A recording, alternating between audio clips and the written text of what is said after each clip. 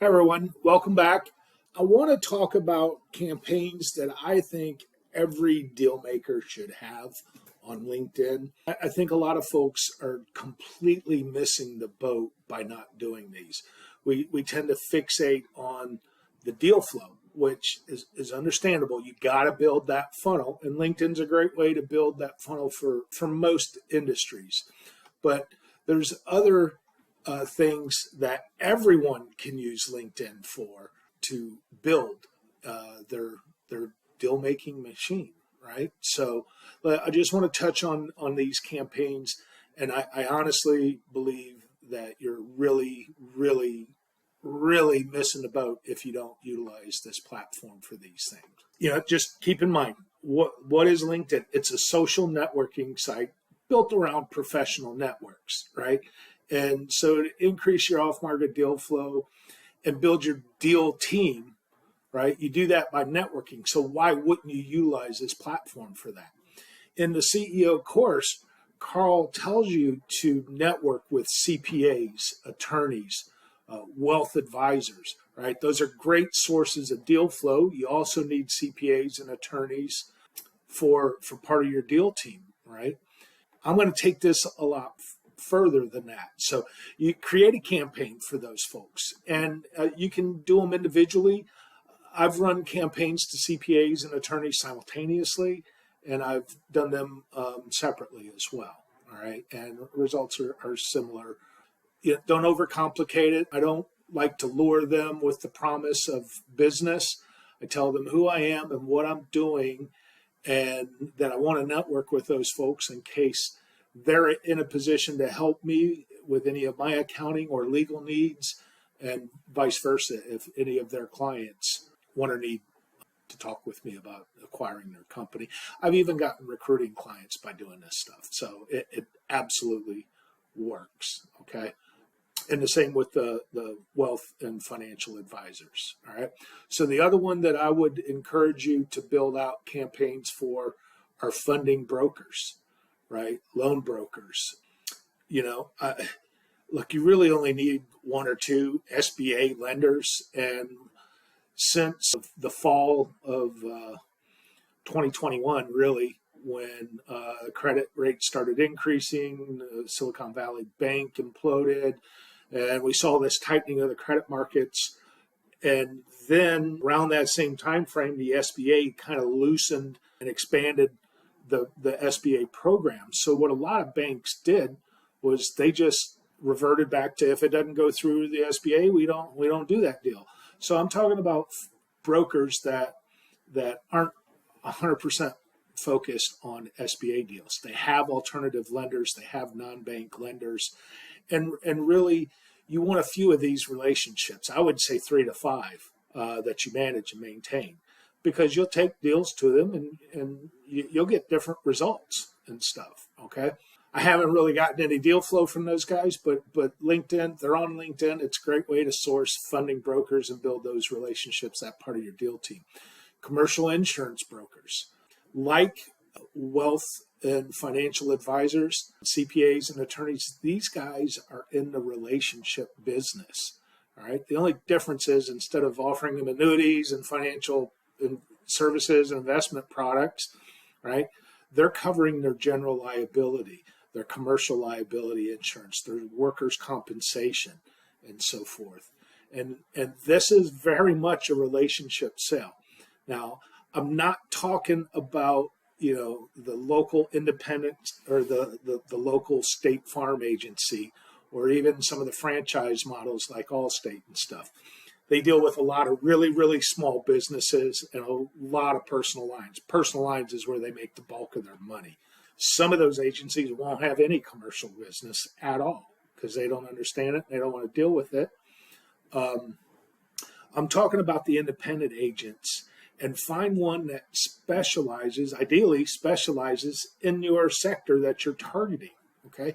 So if you're targeting manufacturing firms, find the commercial agents that are focused on manufacturing companies as well, because they're selling those insurance products. They have that relationship with those sellers, and they are part of their trusted advisory network, and they can introduce you deal flow.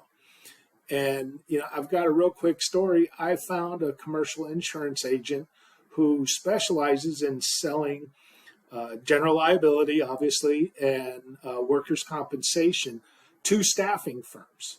That's all he does for the largest international insurance brokerage on the planet, right? Independent one. And it's Marsh McLennan. But he focuses strictly on the staffing companies. He focuses strictly on the middle market, which is a little outside of my scope because, these guys typically have 25 mil plus in revenue to qualify as mid-market. And, they got to have 50 mil plus before he really starts getting excited about them because the commission's based on that premium, right? But because he's talking to staffing firm owners all day, every day, he's been a wealth of referrals. This guy has literally given me over a dozen referrals in the last few months since this began. So don't overlook commercial insurance brokers, okay? And I might be biased, but I'm going to put recruiters on there as well. I think you absolutely should be networking with recruiters focused on your sector. Again, if you're focused on manufacturing firms, you don't want to talk to an IT recruiter. They're not going to be able to benefit you that much. But the ones that are in the manufacturing space absolutely can. Recruitment is very much a relationship business, okay? And unlike the CPAs and attorneys and investment or wealth advisors, these guys aren't licensed and regulated. So they're very open to receiving a finder's fee, in other words, okay? But they are very much in the relationship business, and they can and will introduce you to companies available for acquisition because it comes up.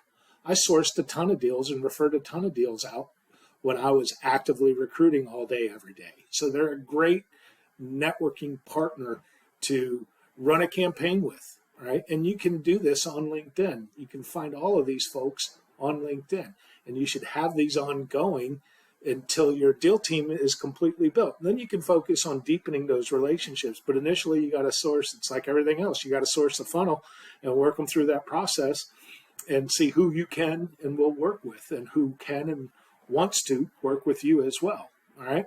The other one, general managers. Okay. Unless you want to be an owner operator, right? Unless you want to buy a job, you need a general manager. And they're, contrary to popular belief, they do not always currently exist in the business. Number two might not be a viable number one when the seller exits. The seller may want to exit. They might be willing to stay on temporarily, but eventually they want to exit. So you need a steady pipeline of general manager candidates. All right. So not only will they be able to step in the GM role for you, but these are great sounding boards for conducting commercial due diligence and research and even sourcing deals. Again, if you're in the manufacturing space and you're targeting manufacturing companies, the GMs at those companies may know of other companies that are available for acquisition. And they can make that introduction once you've got a rapport and relationship established with them. Okay, so that's a viable one to be networking with and to keep a pipeline of GM candidates. Because the last thing you ever want to happen is you have a situation where your GM exits and now all of a sudden you got to show up every day until you find a candidate and you don't have anyone. And so you've either got to drop everything and go find this person or pay a recruiter to go find them. All right. So that can be avoided just by building out that pipeline and maintaining some active relationships with that. Okay. And then the last one, equity investors. We're always looking to raise capital. Always. You should be. Right. And you can do a lot of that within fellow proteges and whatnot. But you can also do a ton of that on LinkedIn. And they're pretty easy to find and target and source. And the messaging is pretty simple and straightforward. And again, those equity investors may also be subject matter experts in your space that provide some additional value beyond the money that they bring to the escrow. Okay, so you should have a campaign running for equity investors all the time and build that network. You can never have enough of those folks, right? So those are just some additional campaigns that I encourage everyone to have at all times until they've hit max capacity. And then you're probably going to partner, create a fund, and take it to the next level anyways. But I hope that helps.